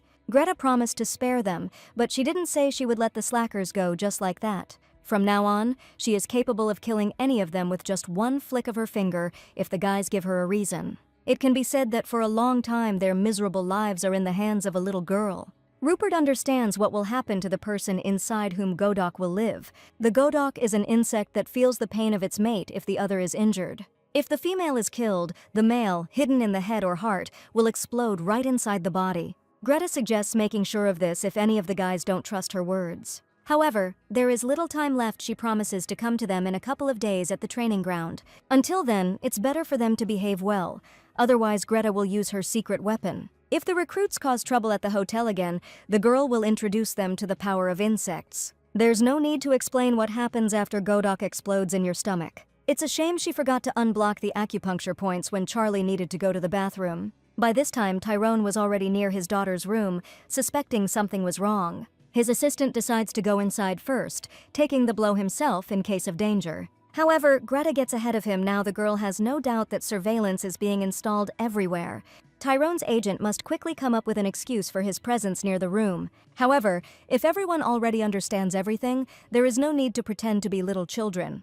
Meanwhile, high in the mountains, an influential pavilion leader decides to contact the master. Alan assures that everything said about the girl is true. She really does have a dark aura. The old man knows that the young lady stole the miracle pill, temporarily taming the energy. After clearing her internal energy, she went straight to the Namgung clan settlement. There is also information that the Black Cloud sect is laying claim to this pill. After hearing his report, the master orders the miracle pill to be returned immediately. If the girl has not yet accepted it, they have a chance to return it to its rightful owner. He advises Alan not to trust rumors. Such information requires verified sources. It was surprising that rumors about the girl reached his ears at such an opportune time. Before taking decisive action, you need to rule out the possibility of failure in advance. There is no other choice, otherwise the Namgung clan will suspect their allies to be true enemies. That evening, Greta begins to realize that the miracle pill is not working properly. Nightmares appear more and more often in dreams, as if the magician who cast the spell is absorbing consciousness.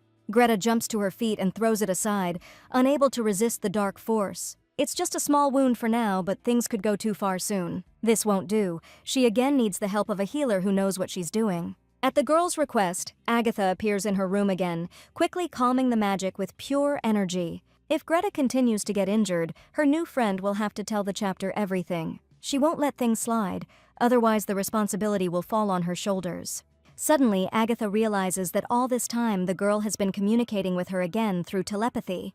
Lately, she has absolutely no idea what is going on in the child's little head. Perhaps she would like to hear news that Greta has not yet been able to hear. It turned out that the head of the Balzac clan was going to personally perform the star cleansing ritual. We are talking about that great technique of infusing internal energy into the body, familiar to every clan leader. During the ritual, Balzac will cleanse Greta's body of residual blood energy and open her meridians. Agatha believes that he noticed something odd about his granddaughter's blood vessels and decided to fix the problem at the root. The star rite of purification allows the practitioner to alter a person's physique with their own energy. No matter how skilled the master is, not everyone dares to perform such rituals. One could say that for Greta this was a real blessing of fate, since Balzac himself offered his help. If such a ritual is performed by a blood relative, the effect becomes even better. Although Greta's energy level is currently only average, she will be able to surpass herself in the future. It's true that it's difficult to tell from the girl's expression whether she's happy about this news. Agatha asks to return the indifferent, cold lady face that Greta usually wears. It was not by chance that she lost control of her emotions deep down. This girl is quite kind. The healer is sure that if the little girl had not had to endure the horrors, she would look completely different. All the maids think so too, although Greta doesn't understand where such conclusions come from. The people in the Namong clan are too strange. It's like they can't see the true personality. Tonight was a special evening, as Greta would be attending a communal meal for the first time. Sharing meals is a long-standing tradition among clan leaders. It's quite fun here, although sometimes loud arguments have to be calmed by the senior leader. The old man reminds Kruger that if he interferes in other people's conversations again, he will receive a serious reprimand. Standing near the entrance, Greta hears the ringing voices of people who have already died once. And now she must become one family with them if she wants to fulfill her main purpose. Noticing her anxiety, Jacob advises her not to think about the bad and just open the doors. The girl has come a long way to take her rightful place next to the head. Greta admits that the laughter sounds quite pleasant, as if she had heard it all her life. She had never eaten with people she could call family, so she would have to get used to something new. In fact, Greta always considered the Blood Lord her father and the members of the blood cult her brothers. But they were all people waiting only for each other to die, so there was a feeling of emptiness inside each of them. She still doesn't understand whether she will feel sad after one of the members of the new family dies. For such doubts, Jacob decides to bring her to her senses a little. However, the flick on the forehead is quite strong, considering that there is a fragile girl in front of the man. And yet, such questions need to be thrown out of Greta's head immediately before they take hold. Jacob advises not to waste time on useless thoughts. It will lead to nothing. If he were in Greta's place, he would have spent time training or mastering spiritual techniques. Then she could become stronger and protect her family in times of danger. A girl must learn to protect herself. Only then can she protect others. However, right now he again notices new wounds, tightly covered with a fresh bandage. The man loses his temper, and from now on he promises to follow her every step. Perhaps Greta is taking the most important step in her life right now. As she approaches the entrance to the residence, she hears the loud voices of the people who have become her closest ones getting closer and closer. By dwelling on the past, the future will never change on its own. She must come face to face with what her present and future life is. If she is destined to pacify the chaos that reigns in the Namong clan, she is ready to fulfill her role. Slowly entering the hall, Greta greets all the assembled clan leaders. Gustav is the first to respond to her greeting, noticing that her face has not changed at all. Addressing his son, the second lord asks his son to say hello to his older sister. Until this time, Rhys lived happily as the eldest grandson, but now he sees a little rival. Greeting his sister, he doesn't even try to pretend that he's glad to see them. Little Shane is also obliged to say hello to Greta. His mother asks him not to be shy. Shane admits that he has heard a lot about his older sister's story and admires her talent. Kruger was quite surprised to learn that the girl was the main guest of the heavenly house. He recalls that he used to ride the baby on his back when she was still very tiny. At this moment, Amanda decides to compliment her. The girl has become the most beautiful young lady in the family. Someday her daughter will also be a contender for this role, but now she is still just a child. She asks little Daisy to greet Greta, even though the girl turns out to be the most timid of the children. Amanda asks her to forgive her. Daisy is always shy in front of strangers. However, they will still live under the same roof and will still have time to get really close. Suddenly, the little girl decides to treat her older sister, realizing that she does not pose a threat. Tomorrow morning, the old man promises to tell about his granddaughter's return at the monthly meeting of elders. From now on, all members of the clan must protect Greta and treat her like their own daughter. Kruger assures that he will not complain about Greta even if she pulls out all his hair.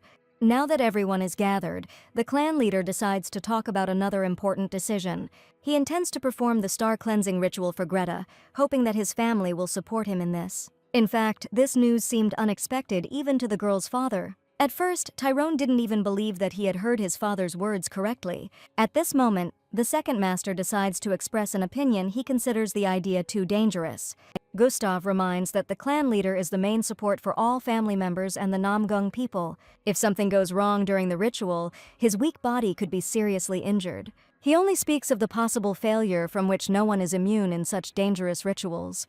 Gustav realizes that his son's dream of becoming the next head of the clan may suffer after the ritual. Kruger also thinks it's a pretty generous welcome gift for a first day. In response, the old man reminds him of this girl's relationship to him, since Greta is his own granddaughter. As usual, the debate in the room gradually intensifies, with many disagreeing with his decision. The old man has to prove to each of them that there is nothing wrong with the ritual. Finally, the youngest son asks the old man to answer the question of why he did not perform this ritual for him. Indeed, even for his own son, Balzac spared his inner energy by refusing the ritual. Right now, Gustav allowed his greed to cloud his judgment, otherwise the reproach could not be explained. The clan leader declares the meal over, asking Greta to follow him. It's a shame that a wonderful evening ended on a somber note, but everything could have turned out differently.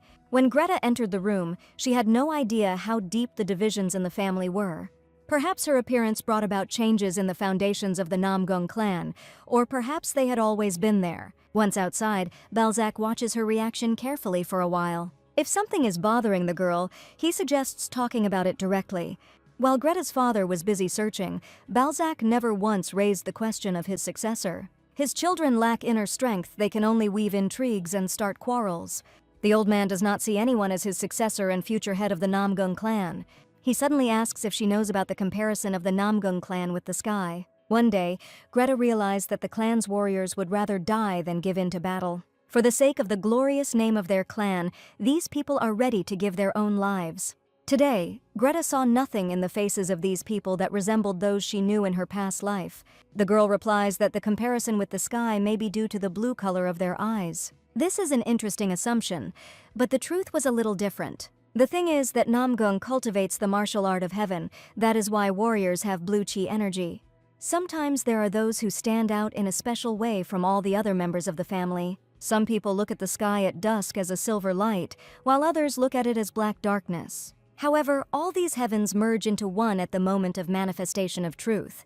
The old man advises to always live clearly and decisively, as if looking down from the blue sky to the earth. You need to follow the heavenly order and conform to it, then there will be harmony in your life. This is the idea of noble justice that Namgung preaches. Every person born must keep the spirit of heaven within him, especially when it comes to leaders. Balzac understands that his children have too much to learn. Reflecting on his words, the girl begins to guess what he is trying to say. Although he maintains dignity as the head of the clan, he can easily suppress the will of the people. It's hard to understand how my grandfather manages to be such a gentle and at the same time tough ruler. Suddenly, the girl declares that a straight tree will definitely break someday. A broken tree cannot grow again, and this path cannot be called correct. Understanding her hint, the old man decides that it is better to break than to stand forever like a bent tree. Even if a bent tree has less chance of being broken. If you think about it, a broken tree still has roots and can grow back. But bent tree trunks do not have strong roots, which means they will not stand for 100 years. The old man advises to always preserve your roots. This will be enough to grow upward again. And if this is so, then one day shoots will sprout, completely restoring the appearance of the former tree.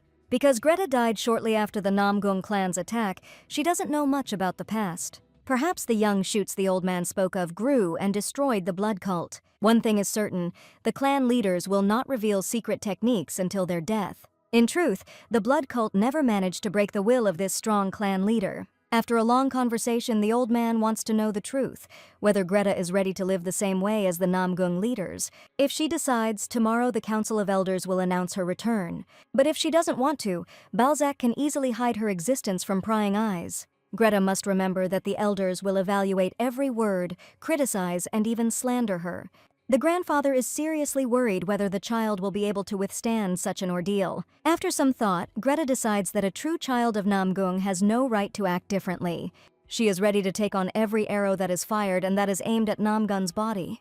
From that day on, she decides to live exactly like this, no matter what happens at the meeting of elders. The next day, she decides to carry out the second part of the plan by conducting training. During their first training session, the newcomers realize that this girl will not spare anyone. Greta reminds that the arm should be raised higher, despite the heavy weights. There's very little time left. The guy only has to hold out for 20 minutes. The problem is that the student is hardly able to stand for a few seconds. With such a training pace, they are more likely to die from fatigue without ever having time to improve their level. Even the former commander trains on par with everyone else, completing every exercise to the end. The new students are burning with rage, even though Connor promised them a great training session. It was he who brought the new recruits to the site, having already gotten used to the increased pace of training. After 999 push-ups, the guy is left with almost no strength. Finally, having completed exactly 1,000, he falls onto the sand after the other recruits. Greta is pleased with his progress. Last time Connor only managed to do 800. He seems to have gone a bit overboard and can't stop coughing non-stop. Suddenly the girl says that 1,000 times is not enough. You need to do twice as much. Tomorrow she plans to add weight to her back so the push-ups will be more beneficial. This applies to everyone. The rest will also add weights to the hips. Eventually, one of the students decides to ask if it is possible to die from fatigue. She doesn't believe in such nonsense. Intensive training will definitely not cause death. It's hard to say what she meant, but each recruit understood it differently. In her new role, Greta resembles a demon in the flesh, especially in the eyes of her students. Soon, each of them can become a warrior of the inner hall. This news makes the guys perk up. Not everyone is given such an honor. Connor understands that the honored guest of the heavenly guest house would not deceive the students. If they can truly become warriors of the inner hall, the recruits are ready to continue. Connor asks not to forget about him. He also wants to become an honorable warrior. If the master wishes, he is ready to do 2,000 push-ups right now. All this time, they persistently improved their skills, ultimately remaining at the same level. That's why Connor thanks the lady for her time. He assures that all the students are grateful for the training, and there is no need to pay attention to their dissatisfied faces. Next time, they might well be able to continue on the Red Dragon site. Apparently, that site is much more familiar to Connor and his friends. Greta announces that she intends to leave the Heavenly Guest House forever starting tomorrow. She asks to tell the other warriors about this, escorting them to another site. The young man's answer makes you think he is sure that this is not the best idea. For a while, Greta tries to understand why he was against her decision. For some reason, the young man is sure that they will never become warriors of the inner hall. He explains that the disappointment will be even greater if Greta inspires them to succeed. The truth is that none of her new recruits have good connections in the upper echelons. Connor always dreamed of becoming a warrior of the inner hall. He worked hard for over 10 years. When his younger brother, whose skills were weaker, was chosen, he thought it was just a coincidence. But every time the situation repeated itself, the pain of disappointment led to one thought. The 10th time Connor fails an exam, he realizes that he is absolutely worthless.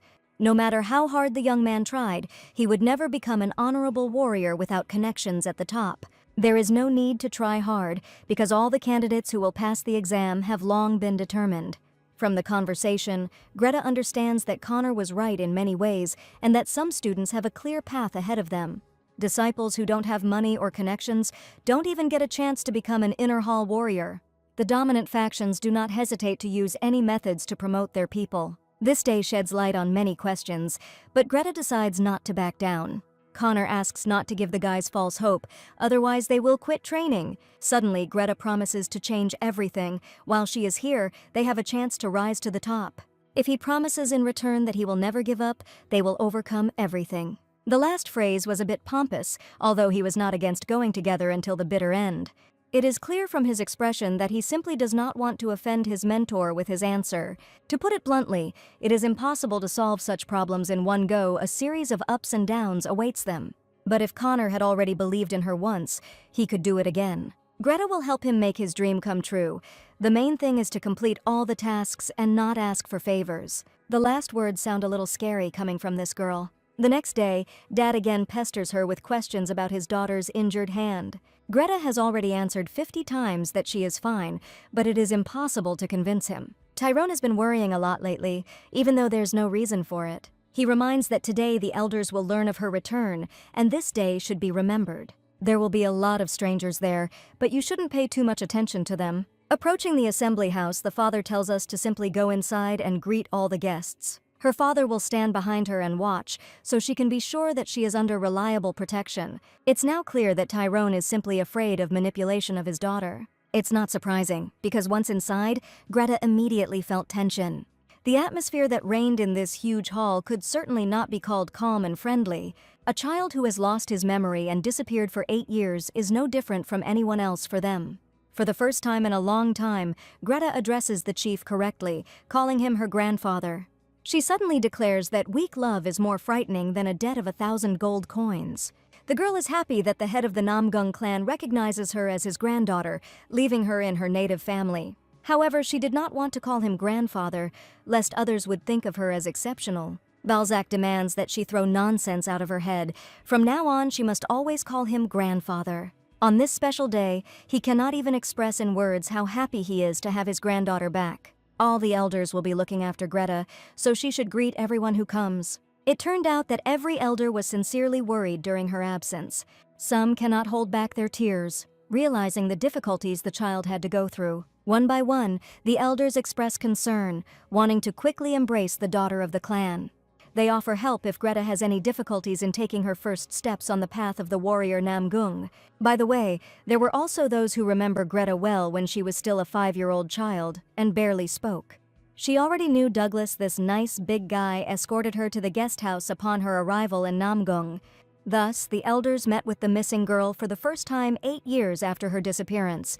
Everyone had happy faces, but Greta knows too much about human lies.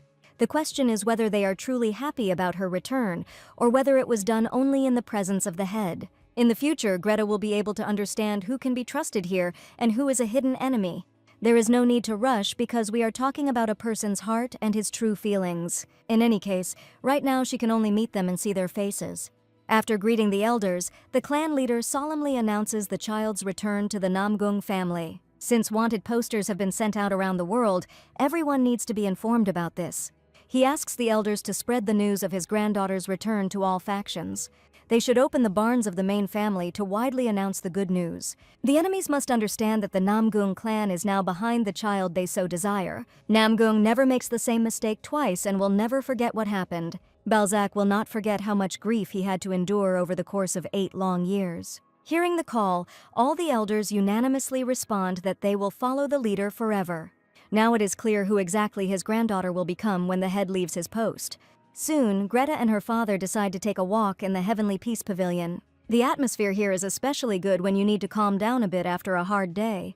Tyrone explains that her grandmother lived in this place many years ago. This place is called the most beautiful in Namong. The grandfather specifically ordered to give it to his granddaughter.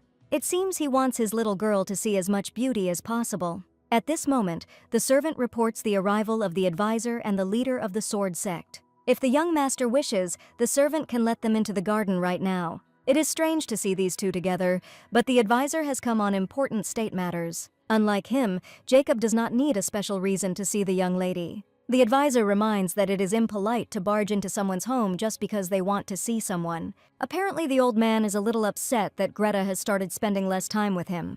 He is probably jealous of Jacob, since he is a close person to the future ruler. Noticing their argument, Tyrone asks them to tell him what they are chatting so enthusiastically about. It was worth walking a little slower so as not to disturb the two leaders talking in the garden. The advisor assures that they arrived just in time, and that communication with them is much more valuable. Greeting Greta, the man promises to serve the Namong clan faithfully until his strength leaves him. He reminds her that she used to call him Grandpa, and that's the most appropriate way to address him. This request is not difficult to fulfill, although too much has changed after so many years. However, the old man remained the same. He always wins people's trust with luxurious gifts. The advisor brought a cart with jewels. All gold bars were given to Greta by the head of the clan. The things are rightfully hers. There is no need to refuse them out of simple politeness. Suddenly, he decides to throw away the 2 simple ingots, finding something more interesting here. The highest quality fabric will please any lady. Beautiful dresses can be made from it. Besides fabric, there are many nutritional elixirs that are excellent for restoring health. Finally, the advisor prepared something that truly deserves the lady's attention. The headman personally selected the valuable items, carefully stacked in the chest for the girl. When Greta opens the chest, she discovers a multitude of gold jewelry that is worth a fortune. The man goes on to explain how much the chief missed her during his travels. He is constantly looking forward to his return home and wants to hug his sweet baby as soon as possible. The gifts are truly wonderful, but Tyrone knows the boss wouldn't give them to Greta. In any case, it is difficult to tell from a girl's appearance whether she likes gold jewelry. Jacob is sure that such gifts might please an ordinary lady, but in Greta's case, this is too little. The old man still hasn't learned to understand what kind of gifts children like. Jacob understands this much better and decides to give the little lady a special gift. In honor of her return to the Namong clan, he hands her a package, inside of which there is something amazing.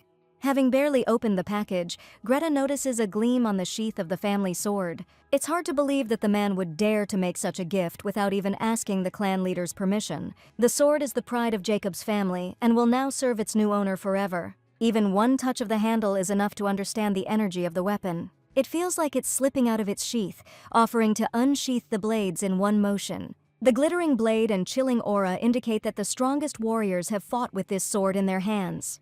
The blade is a true work of art and worthy of being in the hands of a leader. Her happy appearance brought joy to Jacob. He knew that the gift would please the lady. By the way, it was he who once owned this sword, which he received from a famous warrior. Now he invites Greta to become its new owner and to preserve the memory of the one who gave it to her. If it had been anyone else in Greta's place, the man would not have given such gifts. Suddenly, the girl asks if the family blade has its own name. Actually, the question is correct. This weapon is called the Heavenly Thunder Sword. But now, after the change of owner, Greta must choose a new name for him herself.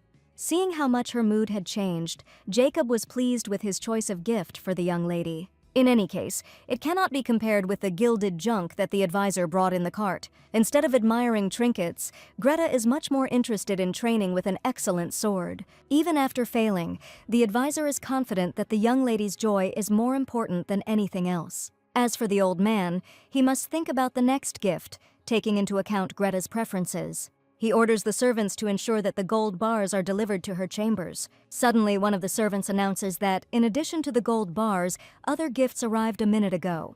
Besides them, there are other leaders who did not have time to bring valuable gifts. Less than 4 hours have passed since the announcement of Greta's return. It turns out that someone silently left a gift with the servants and then quickly left the house. In this case, you should first carefully examine these things.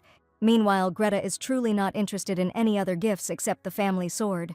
The wind flowing along the sword makes her body light as a bird's feather. The handle fits her hand like a glove, as if she had fought with only one blade her whole life. It feels like he's telling Greta how to swing properly. Only now does she understand what she was missing to become truly happy. It is impossible to describe in words the feelings of a swordmaster who has the best blade in the world in his hands. She decides to call it the Heavenly Thunder Sword, a name that perfectly captures its essence. Even the hand of the demonic beast that will appear in the future can be cut off with a slight movement. She can't wait to fight the main enemy of her life. At the decisive moment, Greta will entrust herself to a sharp sword, which will itself show her the way. By drawing a free trajectory and moving in the right direction, any strike will be perfect. She will be able to strike again and move forward until the enemy is defeated. It is safe to say that Jacob gave the best gift of his young lady's life.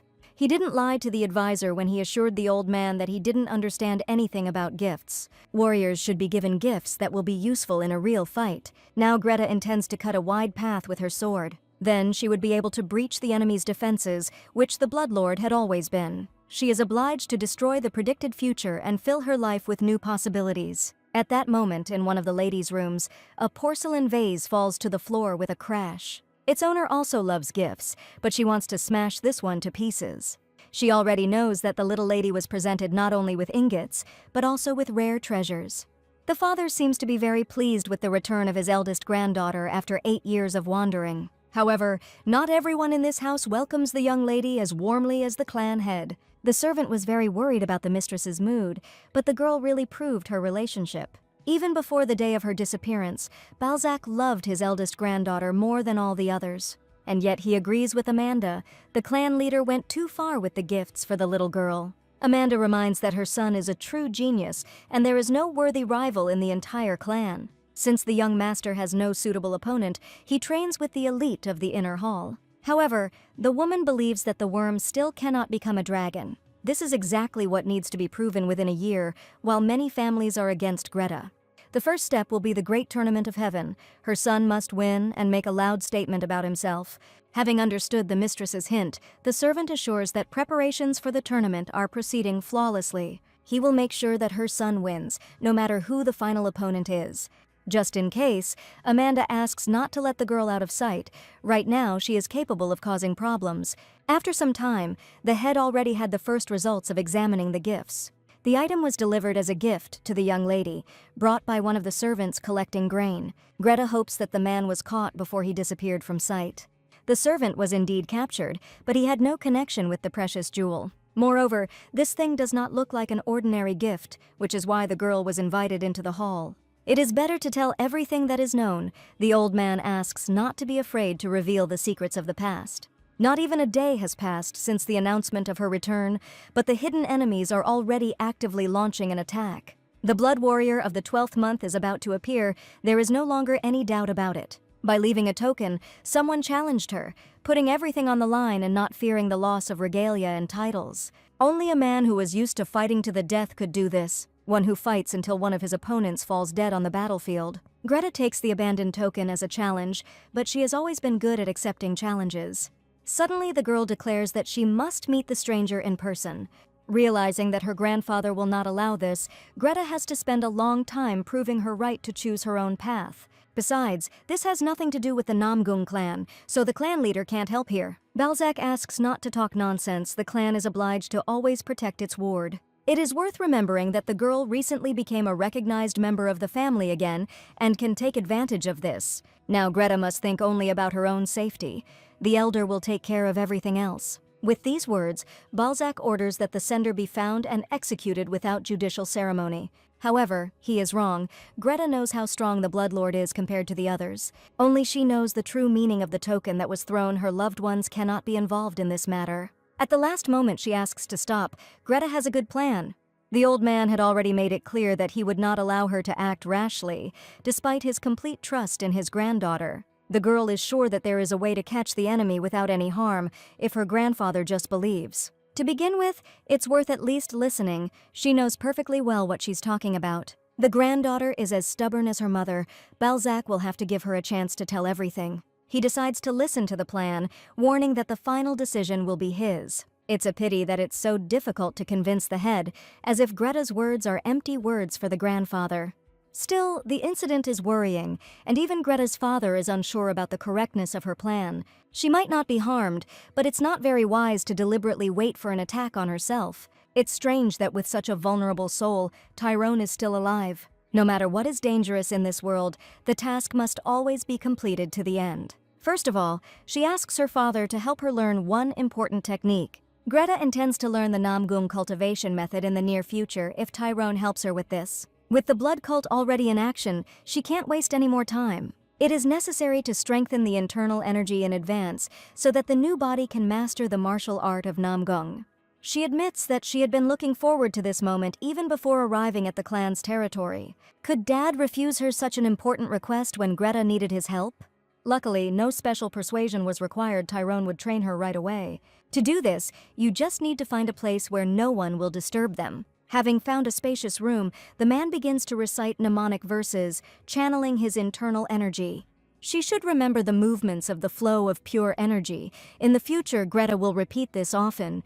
The cultivation method he intends to demonstrate is the basis of all martial arts. This is the process of absorbing the energy of the boundless sky and accumulating it inside your body. Initially, the sky fills everything around, spreading over the earth on which people walk. Therefore, every breath and every breath of wind is a contact with the sky itself. It is not something far away, the sky is already here, all around and filled with abundance. The energy of the sky is changeable, but it always remains in balance and harmony with itself. Managing this heavenly energy that Tyrone talks about is a method of energy cultivation. To comprehend the cultivation method means to master the great divine art of heavenly management. He invites you to delve into the depths of your consciousness and feel how energy flows through the meridians. Greta's energy is not as powerful as her grandfather's, but it is just as pure and flawless. At the end of the ritual, the father suggests moving step by step, gradually learning to catch the flow. Suddenly, he realizes that his daughter herself is directing the flow of energy. He demands to stop immediately, otherwise the girl risks falling into chi deviation. It is too late to talk about this at the moment when the amount of emitted energy has reached its extreme limit. A flawless, continuous flow cannot be mastered with a simple technique. But this is exactly what Greta was trained to do, although her father did not even try to bring her closer to such a skill. Usually, the possession of a continuous flow is called talent. Such students do not need a mentor. All this time, Greta just wanted to prove that she was worth trusting and accepting as an equal. It is even capable of absorbing other energy without changing the vector of its continuous flow. After finishing the session, Greta silently returns to her usual state for some time. Tyrone decided not to disturb his daughter until the flow was fully restored. It would be foolish to deny that Greta has long been familiar with Namgung's cultivation method. Father doesn't believe that she simply copied his technique after the first demonstration. He recalls that the girl rose to several levels of cultivation in one evening. When talking about martial arts mastery, there are usually 12 levels. Reaching level 10 means you have fully mastered the martial art. But when a master reaches the 12th level, having done it with his own flesh and blood, he achieves great unity. It takes an average person at least 3 years to reach the 3rd level. Even so, he can safely be called a martial arts genius. Greta's cultivation is currently at the 3rd level, but they only had one lesson to achieve this. What takes geniuses years to achieve, the girl achieves in a few hours of one training session. Tyrone is well aware that this fact cannot be taken so lightly. Looking at his daughter, he no longer sees in her the inexperienced girl he had long considered Greta to be. She is a unique talent. There is no other genius like her in the world. The next day, a strange gentleman visits the Namgung clan's settlement. He explores the greatest place of the Central Plain for a long time with 2 disciples. On the way, Sebastian tells his students that a legendary master of the Celestial Empire lives here. A younger student asks to set up a meeting with him, a once-in-a-lifetime opportunity. At this moment, his older friend makes another dirty joke, attracting everyone's attention. The mentor asked me many times to watch my language, especially when there were strangers around. You need to remember the main goal and not create a fuss in the thick of a busy settlement. If he does this trick again, the next journey will take place without him. In this case, the mentor will have another main student who will easily take this place. Many settlers who went home early did not witness the main event. The carriage is already approaching the house of the head of the Namgung clan, and it is clear who is inside. The same lady who returned 8 years after her disappearance will soon be here. Her father sees how joyfully the locals greet his daughter. She has already become a celebrity. It seems that a good disguise convinced everyone that Greta was indeed in that place. All this time she waits for a signal from Tyrone, surrounded by her closest allies. As usual, Jacob is not sure that the plan will work as intended. Even if the girl comes out to the main hall after the signal, there may not be any spies. Agatha reminds them of the clan leader's involvement. He won't believe them next time if something happens. If Balzac himself agreed to take part personally, she was obliged to track down at least one spy. Having said these words, Jacob suddenly felt a strong burning sensation in his mouth. It seemed he only drank tea, but apart from them there was not a single soul in the room. There is no doubt that it is poison, although Agatha is the one who understands dangerous potions. All that remains is to watch the man suffer. No one was prepared for this. Greta begins to guess who is involved in this story with the poisoning of the leader of the sword sect. After waiting for him to fall asleep, the girl decides to check his pulse. He should only fall asleep for a short time. If you remember, she herself told Agatha that the young master was making the plan a little more difficult to carry out. Greta looks sharply at the woman and waits for her to give a detailed explanation of what happened. She explains that Jacob just lost consciousness, and she can be completely calm. She used the most reliable medicine that would only make him feel better. That part of her job is done, but Greta is obliged to spare her any further trouble. This won't be a problem unless Agatha decides to put Greta to sleep along with him. Only now it becomes clear that this girl is determined. She is no longer playing childish games. Finally, Agatha reminds us that from the very beginning, it was planned to carry out the plan alone. Using the carriage as bait was also a plan, but it didn't work out in the end. The healer warns that without outside help, she risks falling into the hands of enemies. And since Greta has decided to do this, she must promise to return home as soon as possible. However, the girl is always confident in her abilities. She is not one to back down. In just a few seconds, Greta crosses the entire street, leaving the confines of her house. Even if the girl is discovered, with such skills it will be impossible to catch up with her. As she approaches the wild forest, she already knows who is waiting for her in the depths of the trees. You can't let your guard down. This mercenary has a pretty high level. The father has already spoken about his daughter's talent, and yet talent is not unique to her.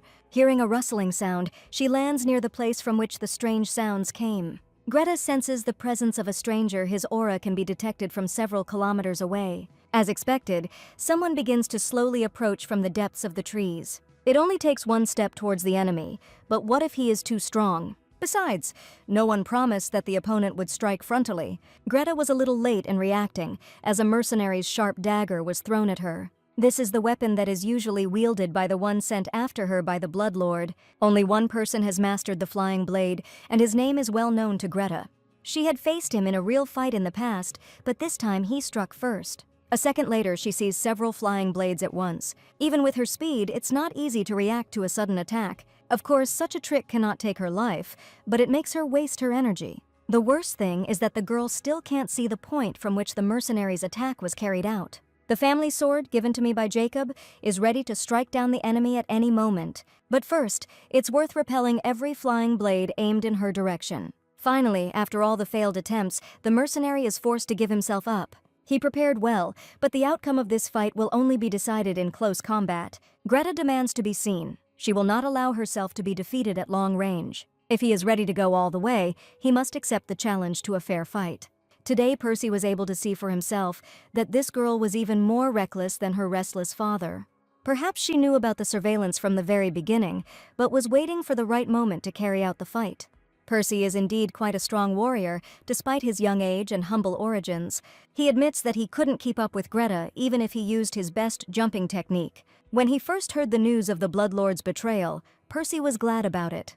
Greta asks to explain what purpose the young man is pursuing by continuing to serve the master. Percy suddenly admits that he has dreamed of ending her life for many years and now has the right to do so. It was absurd that such a non-entity could even deserve the attention of the Great Lord. Percy dreamed of being face-to-face with her, but not at all for sweet talk in the moonlight. He just wanted to introduce Greta to his signature blade. Her face should like it.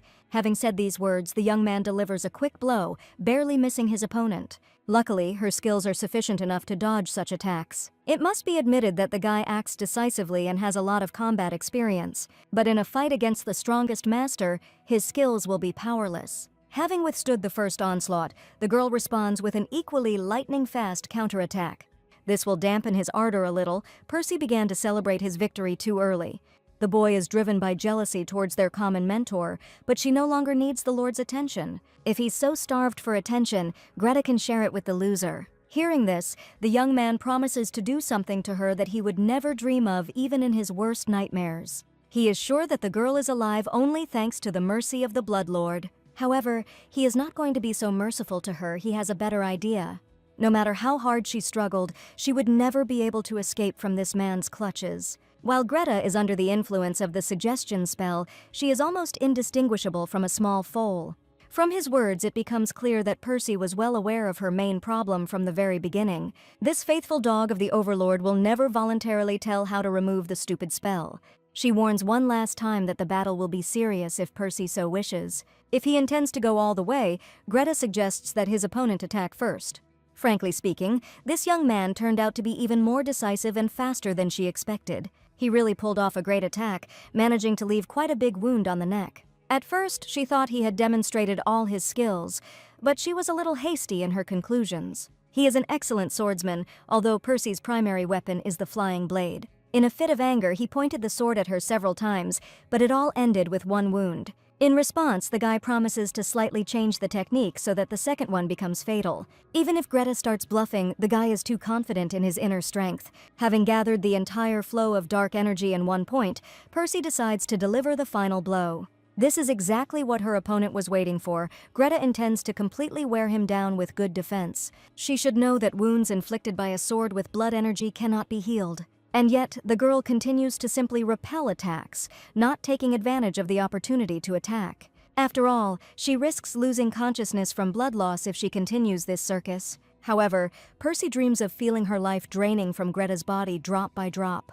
The blood-ripped dagger will be the final point in this long-standing, deadly confrontation. A second later, he unleashes all the power he has managed to accumulate on his opponent. It must be said that she has enough courage if she is able to withstand an attack. All this time, Greta was waiting for the moment when she could jump right between the blows of his sword. It's a pity, but right now she's letting an offensive attack slip through her fingers. In addition to the wound to the leg, there is a second precise blow to the shoulder area. And yet, if these blows are worth one decisive counterattack, she is ready to endure it. Just a moment later, the counterattack is successful, and the girl pierces her opponent through and through. Such a high speed will not allow Percy to group. Both opponents fly down to the ground. Despite several wounds on the body, the blood does not belong to Greta at all. It flows from the young man's side, and it seems that this is the end of his story. Percy admits that he always suspected Greta of lying when she wanted to infiltrate the clan. But now he sees before him a wolf, skillfully hiding among the innocent sheep. It was strange that with such a murderous aura, her appearance in the clan was approved by the elders. Greta must remember that her true nature will never change. If he is finished, she offers to put an end to their long-standing feud with the help of a sword. Percy himself never knew his place. He has no right to judge others. But for everything the boy allowed himself in this and his past life, judgment overtook him in the person of Greta. Suddenly, someone decides to intervene by launching a smoke bomb near Percy. Apparently, the young man has an ally who prefers to remain in the shadows. The problem is that the attacker's projectile was filled with a sleeping pill, which means she won't be able to escape. The miracle pill is the main target. This man has been waiting for the right moment to take what is his for a long time.